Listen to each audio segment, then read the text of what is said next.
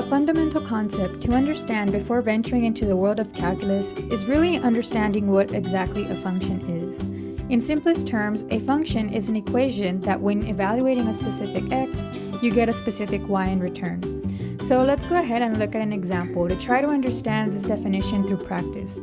Here in example 1, we are given y equals x plus 5, and we basically want to determine if it is a function or not. The way to do that is just to plug in any specific number into x and evaluate it. In this case, let's assume x is equal to 4. So we plug in 4 anywhere there is an x and solve the equation. We then get y equals 9, because 4 plus 5 equals 9. So then when we look again at our definition, we see that at a specific x, I got a specific y. Therefore, y equals x plus 5 is indeed a function, and we are happy.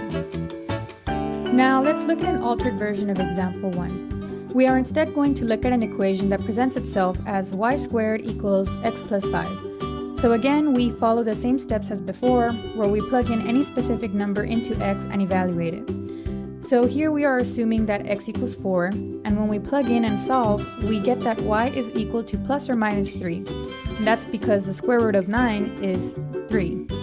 So when we look back at our definition, at a specific x, I am getting two versions of y, a positive 3 and a negative 3. Therefore, y squared equals x plus 5 is not a function. A good way to think about functions is looking at Claudia's situation here. Claudia has a to-do list and is trying to figure out how to accomplish everything in her to-do list given the 24 hours in the day. Well, if Claudia tries to do everything all at once, she cannot function, right? But if she finds a schedule she can follow and tell herself that she will complete a task each hour, then she will be able to function properly and successfully complete her daily to-do list. So in order for Claudia to function, she has to move through these tasks one by one.